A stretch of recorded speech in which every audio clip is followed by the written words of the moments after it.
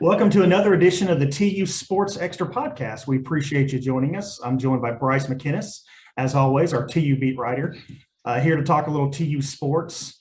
And Bryce, you had an opportunity today to participate in the Philip Montgomery Zoom to talk about spring practice. What were some of your general thoughts about that? And we'll get kind of more specific later. Yeah, I did. One thing that Coach Montgomery said is, this is going to be a young team. This is going to be a less experienced team probably than he has had in the past. But he believes, and this was his term, that he has a nucleus of players that he thinks can fill some of those roles. And you don't really know exactly what you have. And this was to his point. You don't know exactly what you have and precisely how these pieces are going to fit until you get them on the field. That's what this spring season is really going to be about for this team, as well as identifying leaders, identifying players who can step up and, promoting them into the hierarchy of leadership. Yeah, they got 14 starters to replace from last year's bowl team. What about on offense? What are some of the position groups that you're going to be paying attention to once spring practice starts next week? Well, a big one is going to be the receiving core. You lose 83 catches, 1,100 yards, and 6 touchdowns with Josh Johnson declaring himself draft eligible, and he'll actually be competing in the combine coming up soon for TU. But a couple names, obviously Juan Carlos Santana, has been a big part of that offense in years past, and then Keelan Stokes. Those are both guys that, it seems like Montgomery really wants to promote into those positions of leadership, wants to kind of bring up and inflate their roles more so than they were previously. Then the offensive line, Coach Montgomery is really, really excited about what Steve Farmer can bring to the table.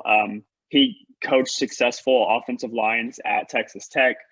But you're losing a lot at TU on that offensive line. Chris Paul and Tyler Smith are both guys who are draft eligible. So between those two position groups, I think they're going to have their hands full. I think they're going to have a challenge, but I think that they have a lot of pieces coming back that are going to potentially bring them success. Sure. Well, speaking of replacing players, Jackson player is off to Baylor. Big hole to fill there. What are they looking at on the D-line? Yeah, a name that popped up a lot today in the conversation with Coach Montgomery and Luke Olsen, the new DC, was Anthony Goodlow. Anthony Goodlow, very dynamic player, can play in numerous spots. I think the word that Coach Montgomery used to describe him was the anchor point of that defense. They're really high on him. Everett Rogers is another guy. He's dealt with some injury in the past. He'll still be down with injury at the beginning of the spring, but when he's 100%, they're really looking for him to be healthy and ready to go. Another name that popped up was Owen Ostrowski. Folks around Tulsa will know Owen Ostrowski. Dad was obviously a legend at the program.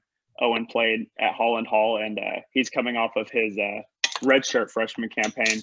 And so, sorry, my dog's here. Coming off of his redshirt freshman campaign. So they're really looking forward to seeing if they can fill him into kind of some dynamic roles and utilizing his versatility on that D-line. Hey, it's not a podcast if you don't have a barking dog in the background from time to time. So that's it's all good. She ran off, so. Oh, okay. She had her moment and she's done. She had her 15 minutes. Yeah, she's done and exit stage left. You also had an opportunity today to talk with the new defensive coordinator, Luke Olsen. What were your thoughts of what he had to say?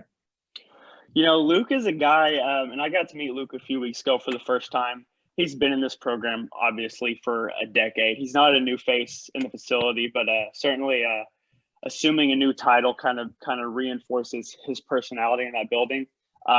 He has exactly the demeanor you want out of a guy in that position. Kind of a voice of stone. He's going to be in that locker room. Kind of has a stoic demeanor to him, but he's definitely really excited, really intrigued by this group that he has coming back. He said that he was really eager to to fill all position groups and, kind of get a feel for what he has coming back, guys that are going to be stepping up. In the secondary, there's a lot of movement with Tyneil Martin and Trevon Fuller, both big pieces last year. They combined for 7 interceptions in 2021. Tyneil Davis is a guy that was mentioned who will be potentially filling a much larger role in that secondary. And then at the nickel safety, you lose Christian Williams, who was a versatile player, was a big part of this program for literally 7 seasons. A guy whose name came up that, will potentially have that position kind of as the front runner is Bryson Powers, who stepped up a lot in the past for this defense, especially when Williams was dealing with some injury. So let's throw out some dates here. So the practice period opens Tuesday. That's March 1st. March 1st. Yep. Pro day is the March 10th. Correct. And then the spring game, of course, I was about to say, April, of course, yeah, as if everybody knows, it's April 9th. April 9th, yeah, will be the spring game. Now, before we got online here, you and I were talking about the combine. Why don't you kind of share a little bit about what you and I were just talking about? Yeah, well, you got those 3 players, Josh Johnson, Chris Paul, and Tyler Smith, who are all going to be guys stepping up, competing at the NFL Combine. And then TU is also hosting a pro day. I forget the exact date. March 10th. And then oh, right. You're right. Pro day, March 10th. Correct. And then as far as college guys moving up into the professional ranks, you also had players drafted into the USFL earlier this week. So, there's a lot of Golden Hurricane kind of, moving up, having opportunities to play at the next level after college. I think as far as I'm concerned, and this was something that Coach Montgomery addressed, as far as he's concerned, that's excellent for these guys to be able to continue their athletic careers going forward. Okay, Bryce, let's leave it there for this week. Appreciate the knowledge, and you and I will talk again next week, and we'll break down some spring practice. Thanks for your time. Thanks, Patrick.